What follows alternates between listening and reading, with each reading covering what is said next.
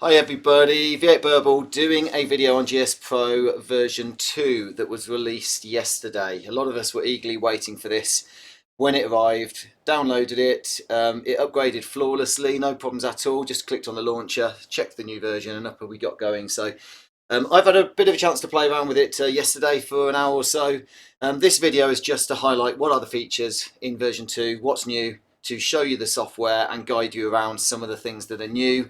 I didn't get any early preview version, any early access. I wasn't involved in beta testing, so I have no role to play within the Gspro development team. So this is just me saying it as I see it. I'll always be honest about what I like, what I don't like. And I will start by just summarising that I'm a huge fan of Gspro. I think the development team are fantastic. They engage with the community. They've been responsive in terms of adding features, fixing any issues that need to be fixed. And it's a team that are simulator golfers designing simulator software, and I think it shows within the software. The value is tremendous, $250 a year, even cheaper if you're on the early bird. Which compared to some other software gives you huge value in terms of what's in the product, but also the fact that you gain access to the community design courses, which there are over 300 of them today. And those courses that worked with version 1 do also work with version 2, so don't worry about that. Also want to mention that one of the motivators for me, well, the only motivator originally for building the sim and continuing to use the sim, is competing with other golfers and seeing where I fit between the top golfers and the very rubbish golfers.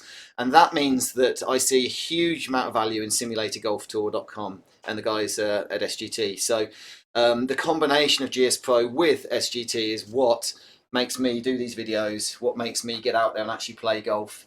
Is the motivator. I'm not a real, keen golfer. I don't do club reviews. I'm not a very capable golfer. I wouldn't be using the sim software if it was just that on its own for myself. So I do think if you haven't checked out simulatorgolftour.com, do so as well. But this is about Gspro.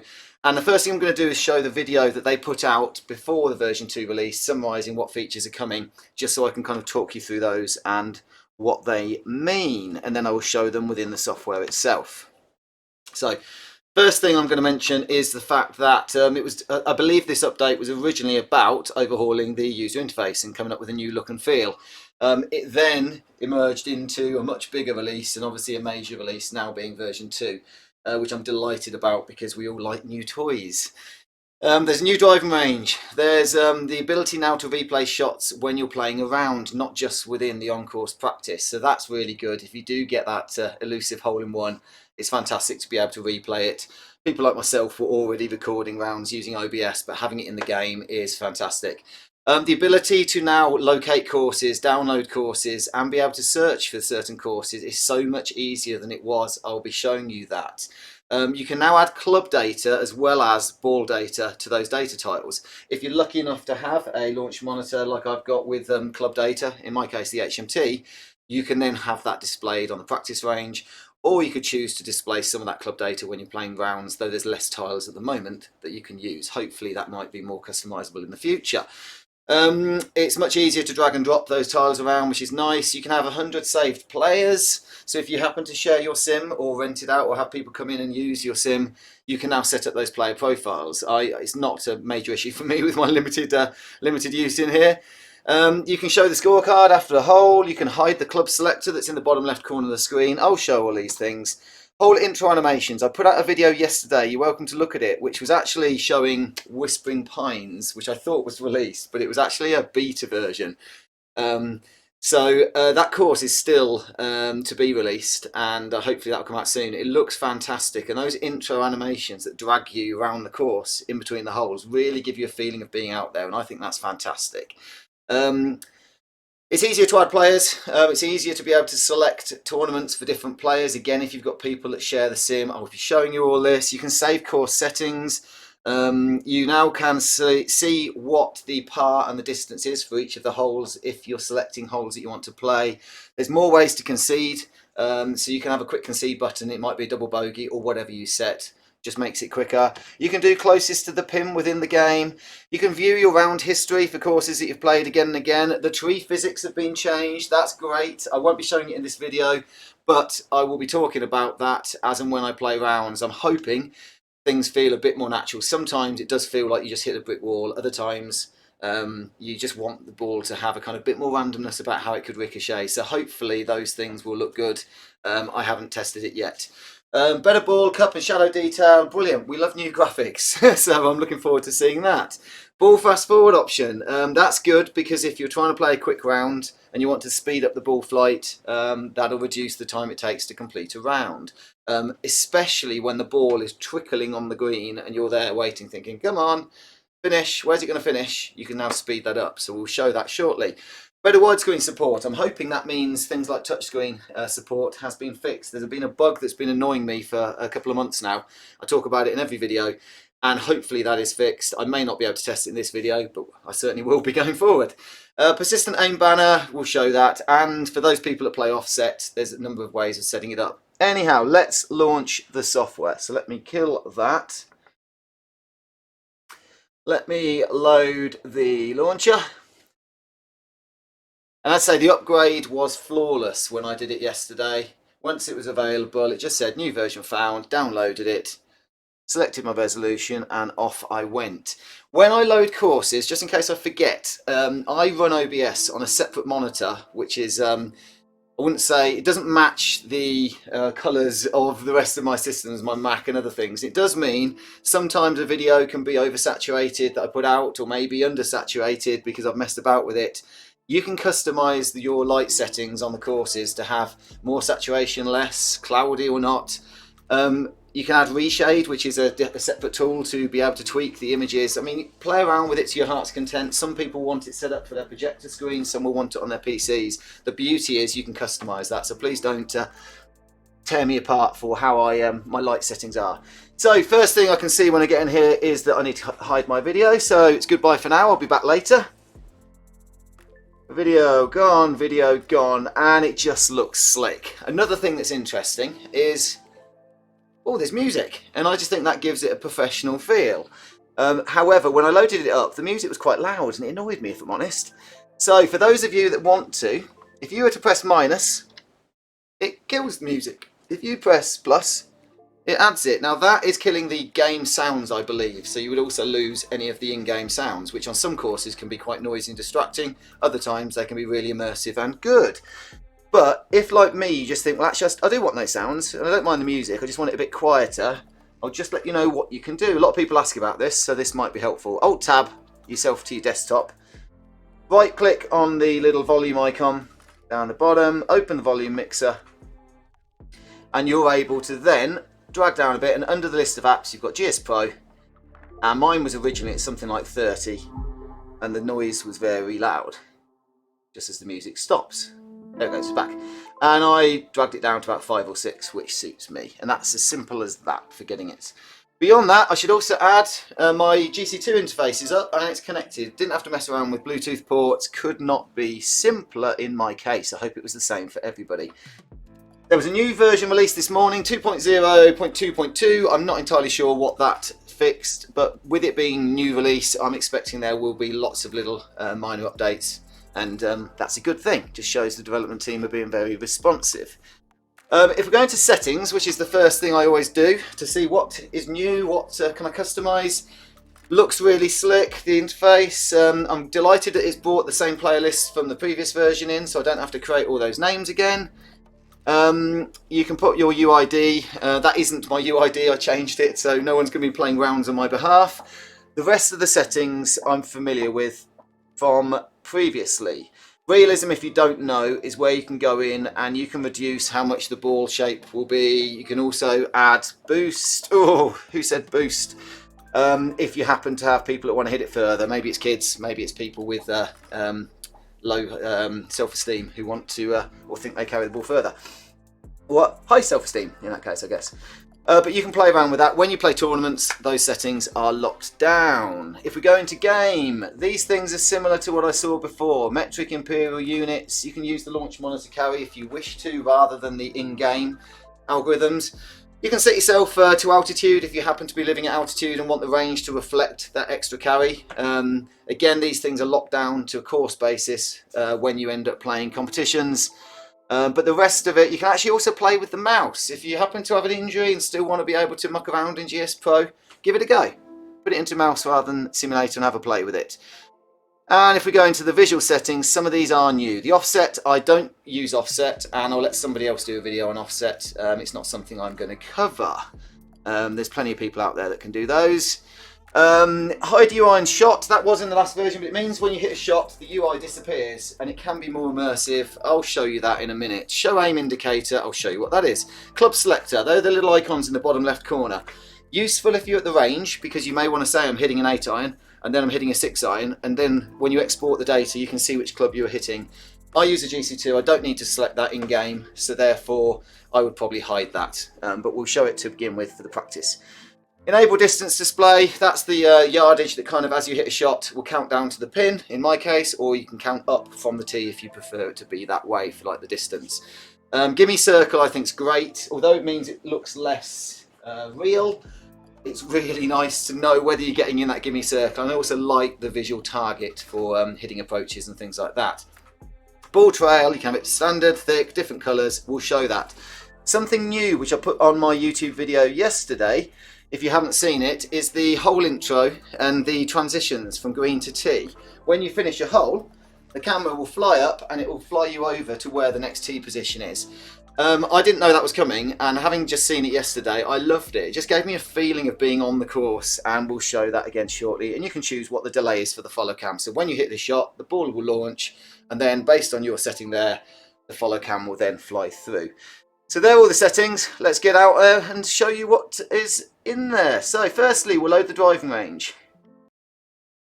Something I don't tend to do because I don't really practice, but some of you crazy people do, so why not?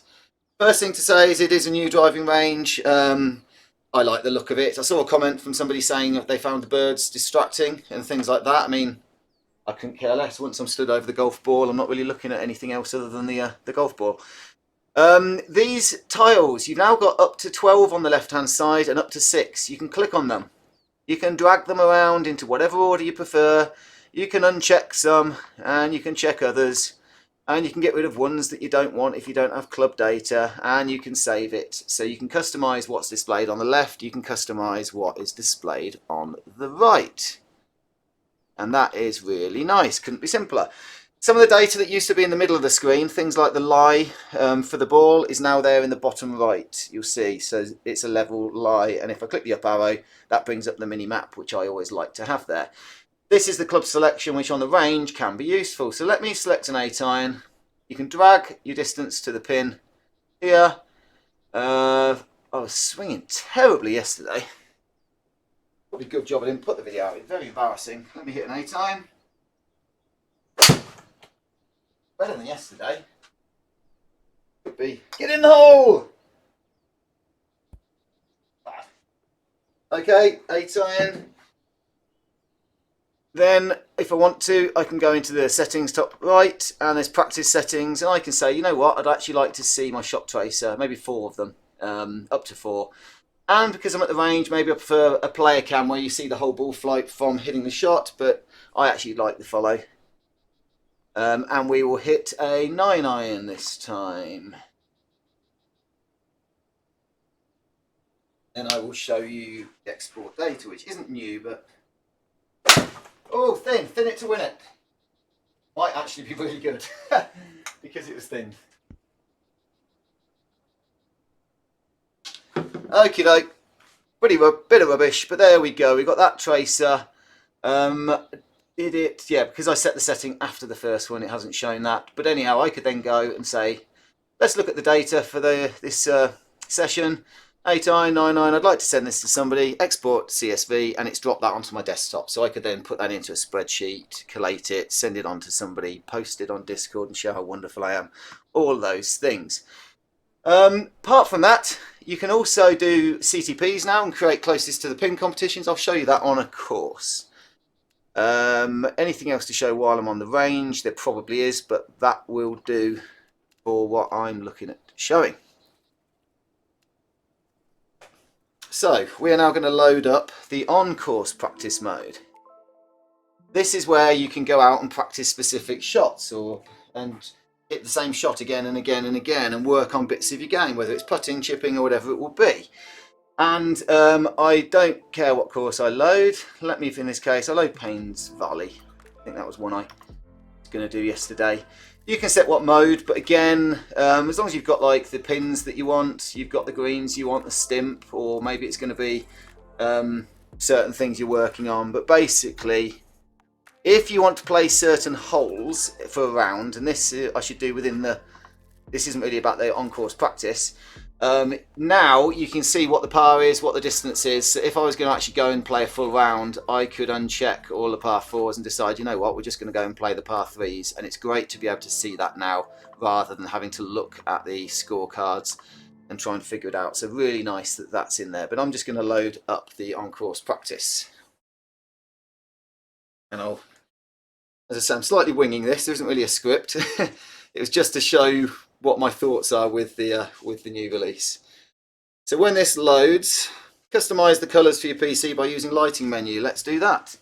What I will do is up here you can click on a few different things. If you click on the hole, that allows you, or the flag, that allows you to select a hole that you'd like to play. You can then place the ball wherever you wish to down here by thinking, okay, I'd like to practice this approach, and I'm now going to be practicing this shot coming in.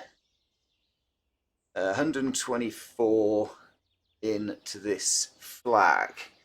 So press L, bring up the lighting menu. This is where you can play around with things to your heart's content. If you decide, let me just change from capturing my desktop to capturing the game. It makes it slightly less saturated, I think. Well, actually, it might be more saturated, but I can play around with that. I can now change the time of day. This was the same in version 1, but if I prefer to play when there are shadows across the course, or maybe that lovely sun coming in like that, which gives it a different feel. Or I could decide, you know what, I just want to play towards the end of the day, afternoon. I actually prefer it being a bit more saturated with the sun, so it's really bright. Ouch, that hurts my eyes.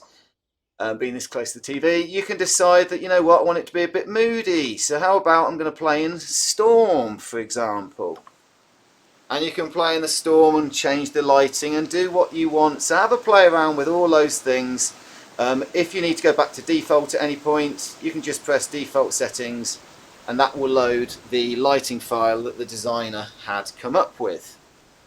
Anyhow, once you've got this practice mode, what it means is I can practice some shots,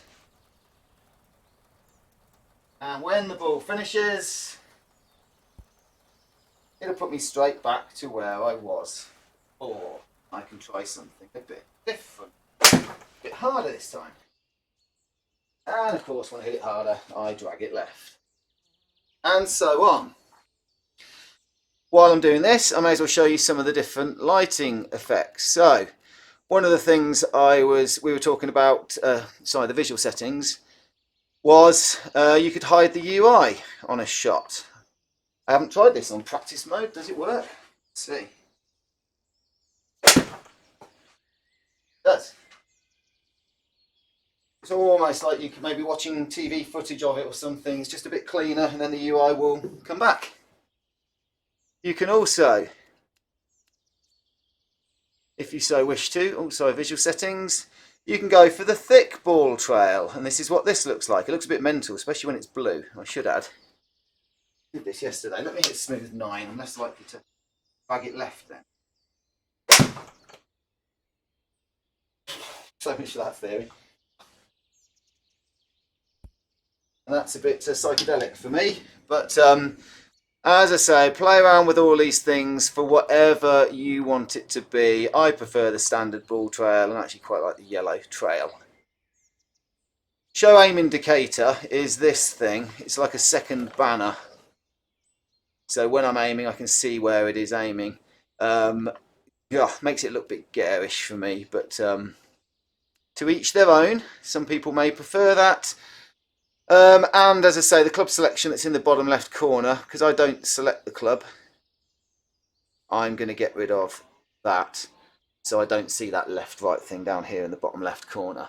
So apart from that, when you've been practicing, if I've hit a good shot, which I haven't, you get a replay. You could do that before anyhow, but now the beauty is you can do that when you're actually out on the course playing rounds. So if you do get that hole in one, replay it, get your phone out, record it and post it on Discord and show off. If you choose to, you can play around with different cameras, and then replay that again. And you can press the space bar and hold it down and it speeds up the ball flight. I will show you that when I play the course. You can also up here, if you decide to, at the end, you can export your practice shots from the on-course practice as well and save them on the desktop. Okay, let's get out of here and go to the main menu. I didn't even cover the course stuff when I selected the on-course practice, but let's do it now. So if I go to local match, it looks great, it's slick, it looks really good. It's not laggy and clunky like it was before. It used to be really painful finding courses. Now, if I want to play the old course, which is always one of my favourites, nice easy one for someone, put in old, and there we go, we've got the old course down there. I can also click on that icon, the little notepad, and it will show me all of the rounds that I've played at St Andrews. I'm not exactly sure where they're taken from. I've shot under par plenty of times, so I'm not exactly sure what that is, but anyhow, maybe it'll build up now. Someone can tell me. And you can sort by the name, you can sort by your favourite designer. I always love Stingray courses, so let's have a look by designer. And I could search down there and find out who it is I like. Check, there we go, Mashi, Run Padrun, Stingray ones, all that kind of thing. And you can also list them like that way if you prefer. I'll probably just continue to use them in a list here. And you can set favourites. If there's a particular course you like, favourite it, and then when you click on your favourites, it will only show you your favourites. Now this is showing you all the courses you have downloaded that are in your library. If you want to see all the courses that you haven't downloaded as well, Show All Courses does so, and that enables me then to be able to go and find certain courses. So I will often just go, what are the newest courses, excuse me, see who's released a new course and download those ones. As it is, I downloaded every course before I played, apart from one, which is Peyote Snow Mountain that I deleted. I can click on it there, but just to show you a new feature, I won't do it there. If I go to play a tournament, this used to annoy me. The tournaments list, of course, are the tournaments that are set up on Simulator Golf Tour or any other of the kind of tour sites that are compatible. And you go to, or some of the, I can't think what the phrase is that SGT use. But anyhow, it will be those tournaments pulled in. And if I go to tournaments, it will load the tournaments for the active player. Now it's saying that there aren't any for this active player. That's because I wanted to hide my UID so nobody saw what it was. But if I select me, I will see my tournaments. That's brilliant. It used to be painfully clunky having to copy your name to the top of the players list and copy the UID. Now, when I'm playing, I can select my tournaments.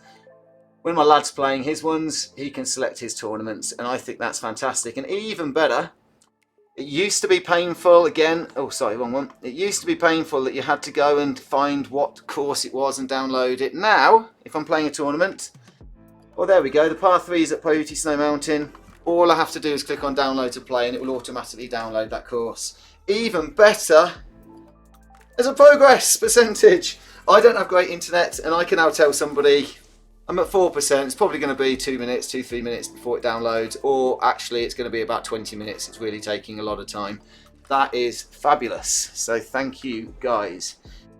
Let me get out on the course. Now, I thought about this and I was going to pull the video I did yesterday because I showed a course that shouldn't have been in the game. It was an old beta and it's not new, but I'm still going to load it up because I just think it looks so fabulous. And this will be released soon. So this is a beta and I don't know if I'll get told off for doing this. But anyhow, I'm going to load up Whispering Pines. When you go in here, this is where you can also now create a new player quickly if you decided they weren't in your player list. You can select your players here and add them in, and you can also invite players like you could before if you're playing online, where you create a room name, the other people go to join online game and they type in the same room name and it will match you up in the lobby. I'll be showing that obviously with all the rounds that I do in the future.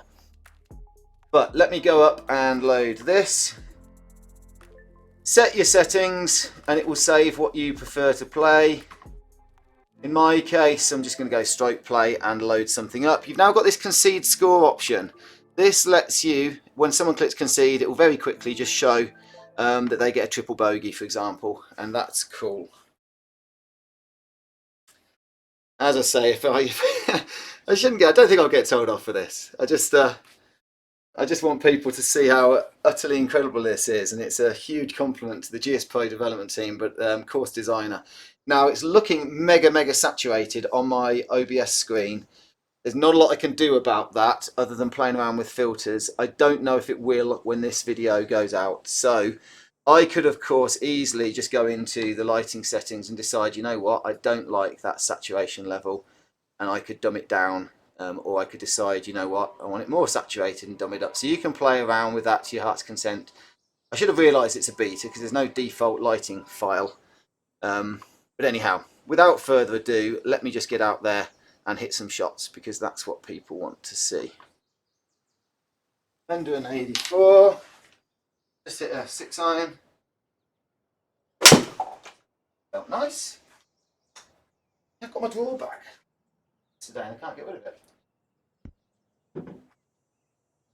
I quite like the hide UI thing. I wasn't too sure I was going to like that. But if I can hit this up onto the green. No, that's going to be a bit right. I mean, obviously, people can't see the data from the shots I'm hitting until it comes up afterwards, so that's the downside. But I really want to show this because this animation, where it goes from the green to the tee, and don't get me wrong, I will review this course in detail once we get there.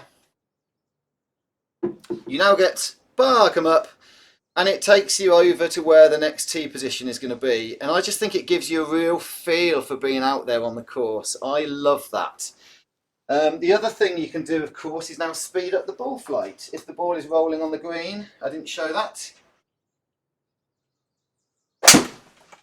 Here we go. I'm in a bit of a rush. Hold spacebar, speed it up, let go, and it slows it down. Hold spacebar, speeds it up. Just means you can get through a round so much quicker than you would before. I'll just finish this hole. And I think, I say that some of the physics will have changed. I will be doing a thorough review when I've been using the software long enough to do so. As it is now, I've barely scratched the surface. As I did mention, well, let me hit an approach. Let me try and hit a good one, then I'll replay it. Don't go left. Will it hold the green? Not quite. Not too upset. Do bear in mind again that you've got all that information that was at the bottom is now over there. So that's the lie, and that's the actual surface that you're on. In this case, semi-rough. What I will do is replay that. So you can go to shot options now, and I can go replay. Oh, that's interesting. Because I've got the hide UI, it hid. Of course, it hid the UI. Anyhow, which makes sense. But let's go landing and go. Might be a minor fix needed there, or I did something wrong. But I can go and watch that again until I'm ready and think, yeah, I've had enough of that, and move on. Beyond that, yeah, I'm going to stop there. I will bring up the camera. I am there somewhere. Where am I? Still here. Just saying, I think it's absolutely fabulous. I'm going to be playing all my tour events from tomorrow. I think there's obviously with the new fixes coming out, I'm going to give it a day or so just to see what updates are provided to the software. And if you haven't tried Gspro, I encourage you to do so. It's fabulous value. There's so many great courses. There's so many good competitions run at SGT. And if you like this video, please subscribe, like it, share it on all of these little Facebook groups. Come on, more views the better. And if you don't like it, keep your opinion to yourself. No, let me know what I need to do better next time. See you around. Goodbye.